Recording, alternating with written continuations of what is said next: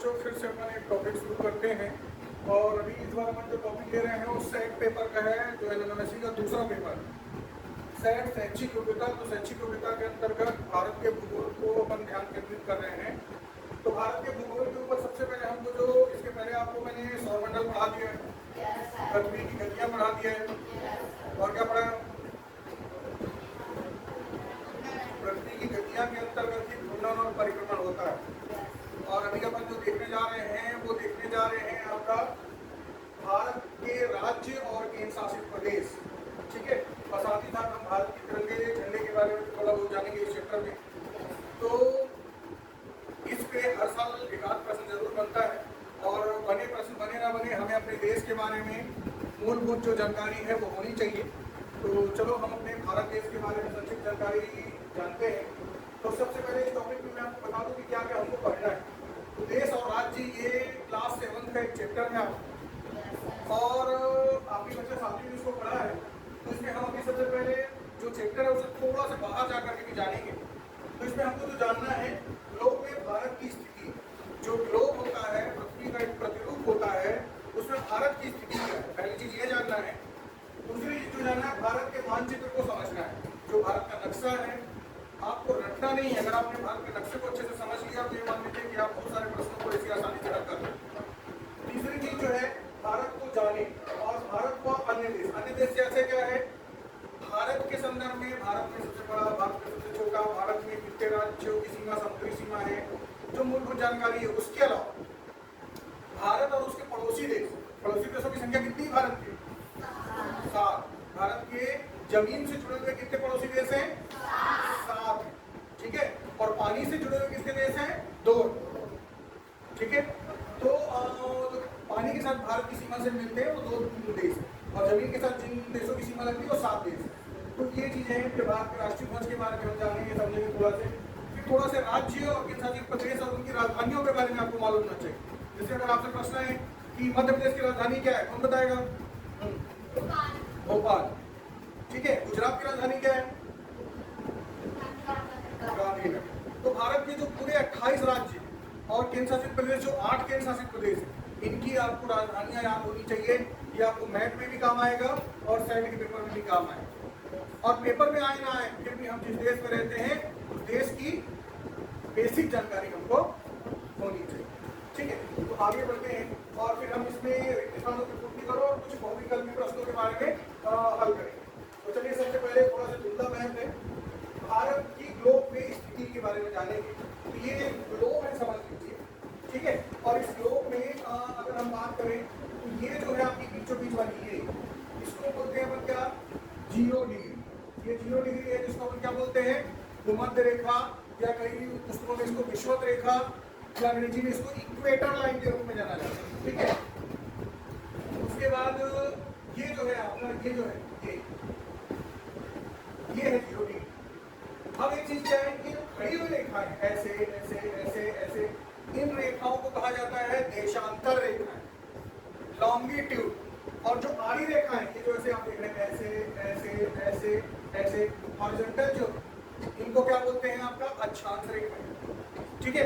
तो 0 डिग्री अक्षांश जिसको भूमध्य रेखा बोलते हैं, और 0 डिग्री देशांतर जिसको GMT बोलते हैं।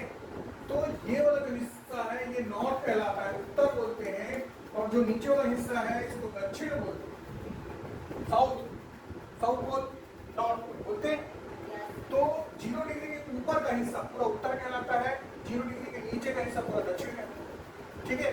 और जो खड़े हुए 0 डिग्री, ये वाला हिस्सा जो है घूम के ऐसे घूम के गोल है, ये पूरा यहाँ तक आएगा, ऐसा घूम के यहाँ, ये पूरा कहलाएगा पूर्व। और ऐसे यहाँ से घूम के कोई यहाँ तक आता है, ये कहलाता है पश्चिम। तो अब देखें भारत की स्थिति।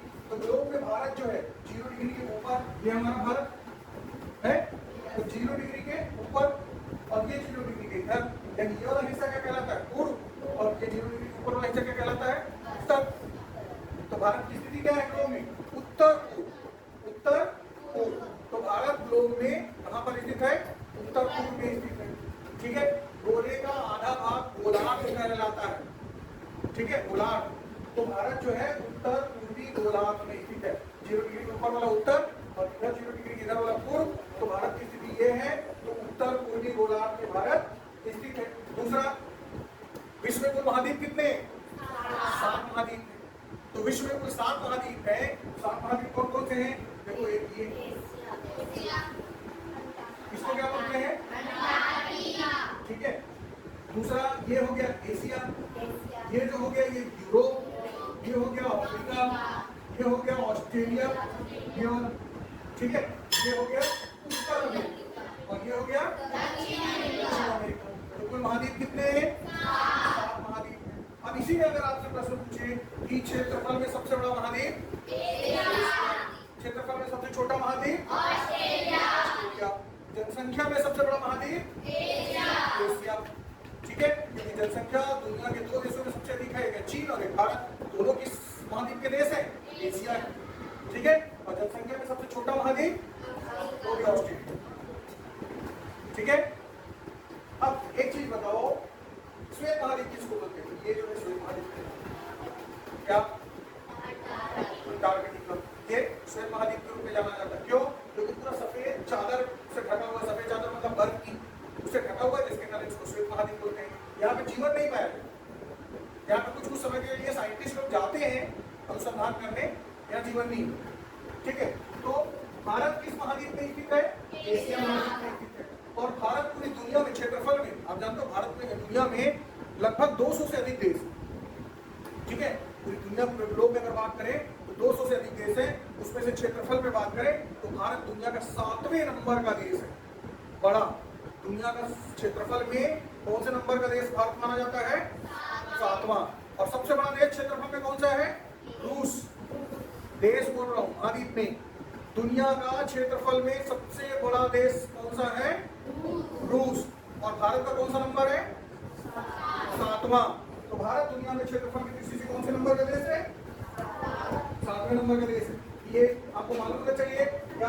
भारत पूरी तरह से उत्तर पूर्वी गोलार्ध में स्थित है। दूसरा, भारत एशिया महाद्वीप में स्थित है। तीसरा, भारत क्षेत्रफल की दृष्टि से विश्व का 7वां देश है। और चौथा, भारत जनसंख्या की दृष्टि से विश्व का दूसरा सबसे बड़ा देश। सबसे बड़ा देश जनसंख्या में कौन सा है? चीन। लेकिन बहुत जल्द भारत चीन को पीछे छोड़ के प्रथम स्थान पर आ जाएगा जनसंख्या के मामले में। इसलिए हमें अपने देश की जनसंख्या को क्या करना होगा?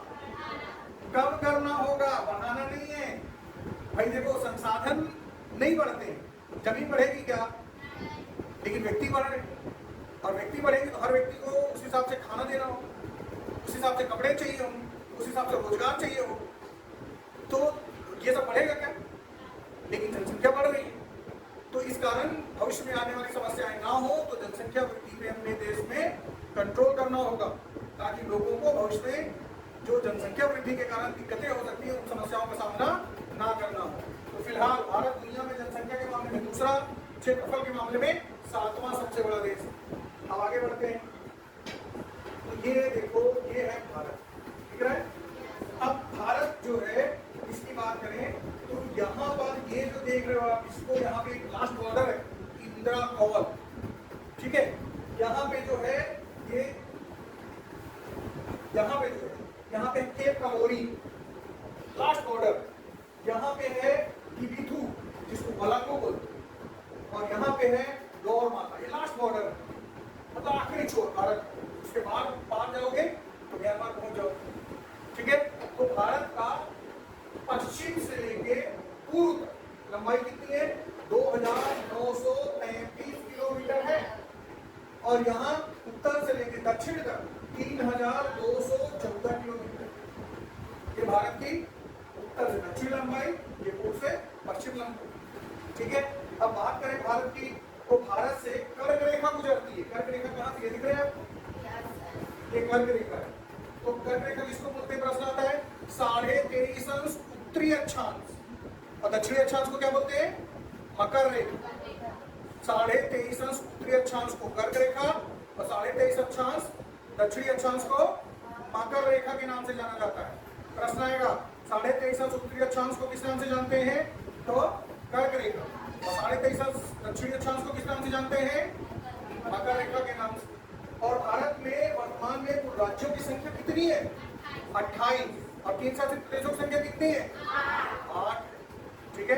क्षेत्रफल में भारत का सबसे बड़ा राज्य राजस्थान, और क्षेत्रफल में भारत का सबसे छोटा राज्य गोवा, और जनसंख्या में भारत का सबसे बड़ा राज्य उत्तर प्रदेश, और जनसंख्या में भारत का सबसे छोटा राज्य सिक्किम, जनसंख्या में सबसे छोटा सिक्किम। ठीक है, और इसमें अब आगे अभी मैं आपको और आगे पॉलिटिकल मैप में विस्तार से समझाता हूँ।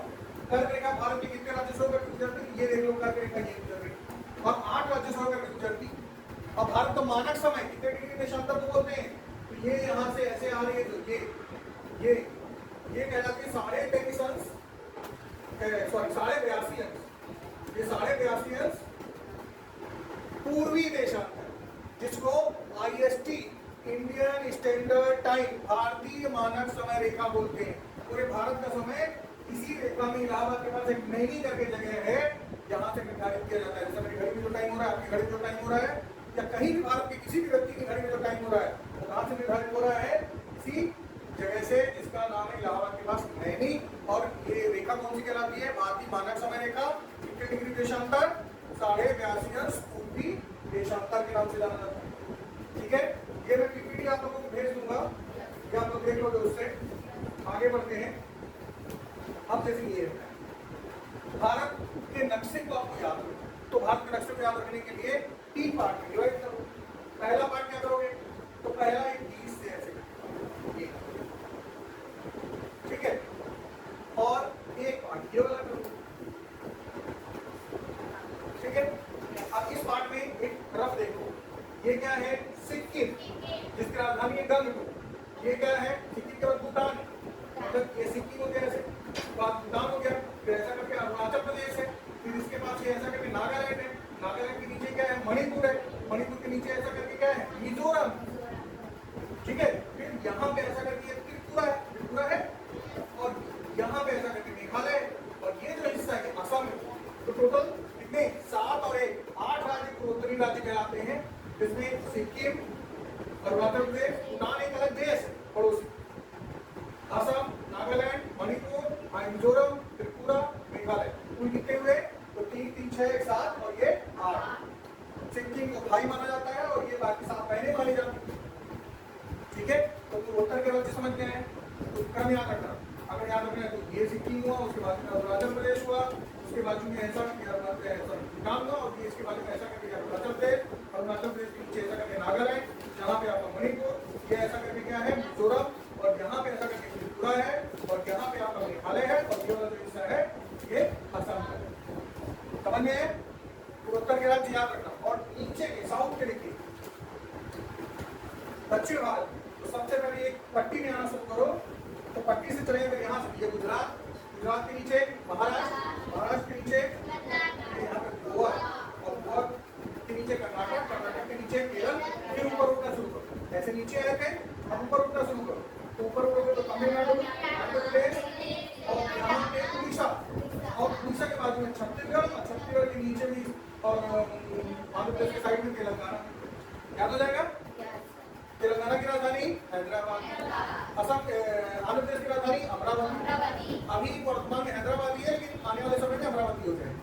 और उसके नीचे तमिलनाडु, उसकी राजधानी चेन्नई, उसके बाद में केरल, उसकी राजधानी तिरुवनंतपुरम, उसके राजधानी बाजू में ऊपर में कर्नाटक है, राजधानी बैंगलोर, ये राजधानी। फिर ये मध्य प्रदेश। अब उत्तर के ऊपर से नीचे उतरो, तो पहले जम्मू कश्मीर एक राज्य था, अब केंद्र शासित प्रदेश बन गया है।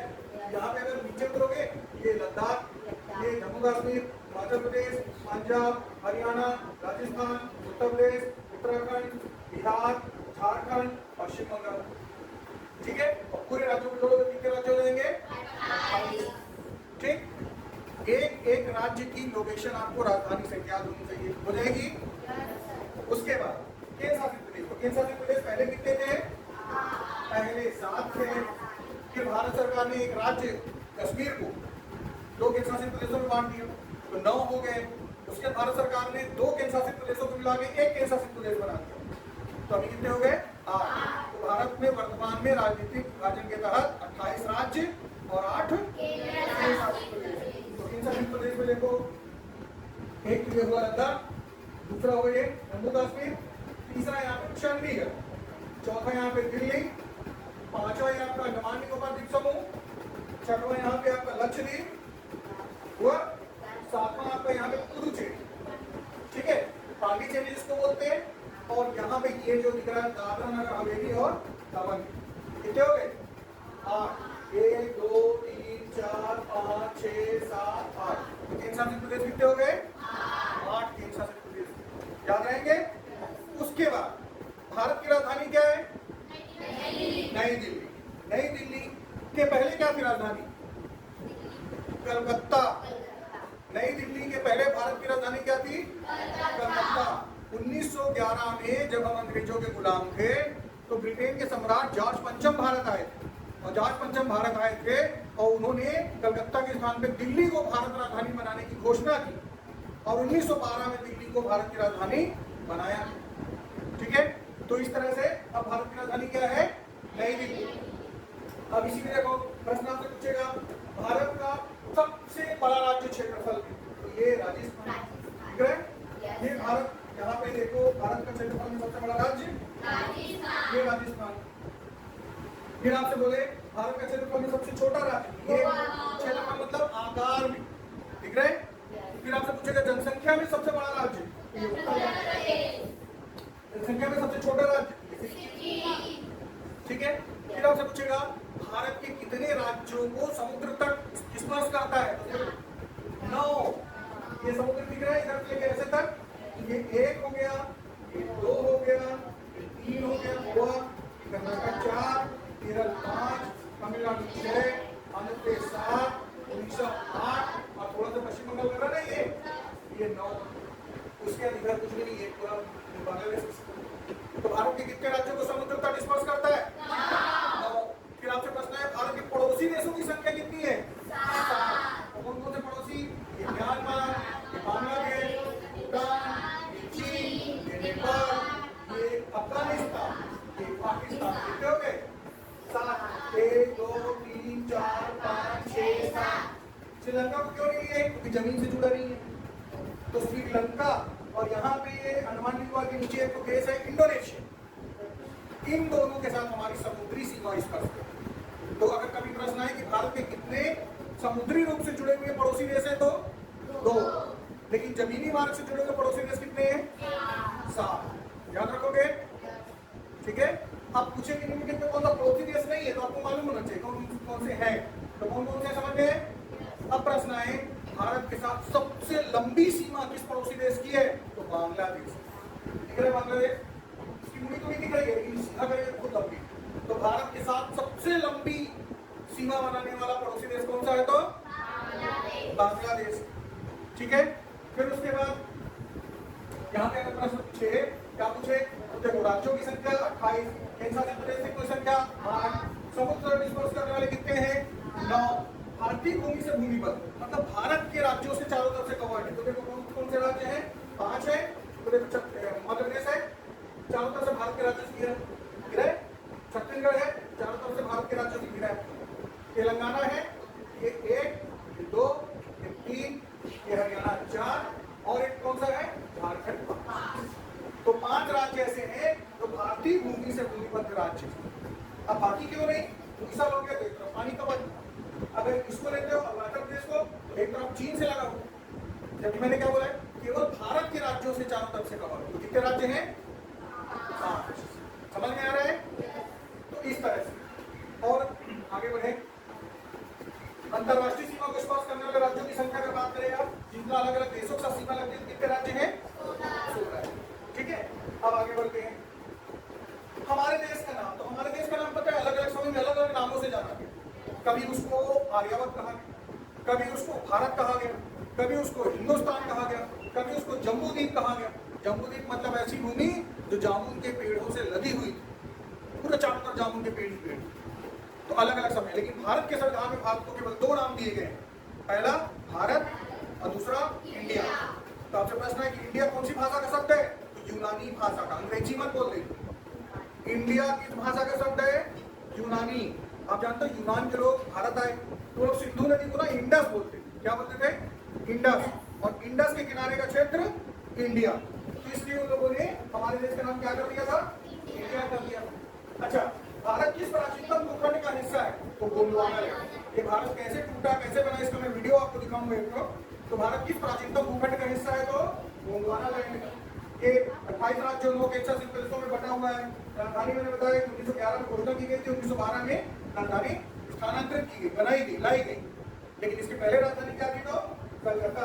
और दिल्ली की स्थापना किसने की? अनंतपाल तोमर, एक शासक था अनंतपाल तोमर, जिसने दिल्ली की स्थापना की। आगे भारत को मानक समय 82.5 अंश पूर्वी देशांतर इलाहाबाद के पास नहीं से नापा जाता है। उत्तर रेखा में भारत की स्थिति भारत के 8 राज्यों से गुजरती है। कौन कौन से हैं? गुजरात, राजस्थान, मध्य प्रदेश, छत्तीसगढ़, झारखंड, पश्चिम बंगाल, त्रिपुरा, मिजोरम, ये सब। फिर मैंने आपको बड़ा छोटा वो चीजें बताई है। समुद्र किस राज्य का है तो गुजरात राज्य का काठियावाड़ के नाम से जाना जाता है।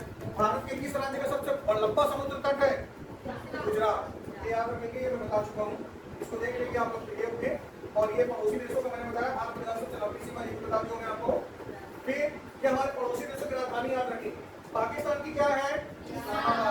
चीन की क्या है? श्रीलंका की, अमेरिका की, मलेशिया की, इंडोनेशिया की, ऑस्ट्रेलिया की, नेपाल की, बांग्लादेश की, मालदीव की, कंबोडिया की, वियतनाम की, फिलीपींस की, न्यूजीलैंड की, अफगानिस्तान की, भूटान की, रूस की, ताइवान की, जापान की, मिस्र की, ईरान की।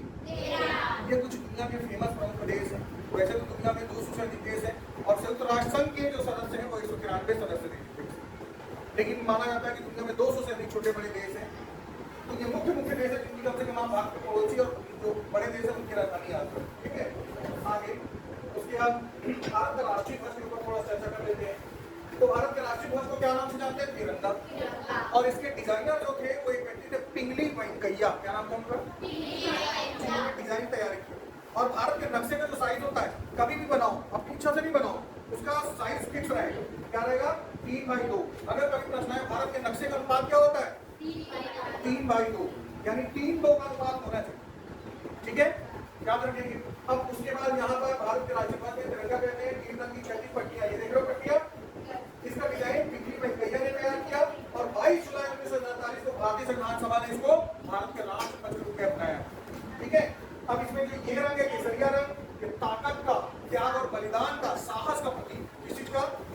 साहस का, ताकत, त्याग और बलिदान का प्रतीक है। कौन सा रंग? केसरिया। सफेद रंग शांति और सत्य का प्रतीक।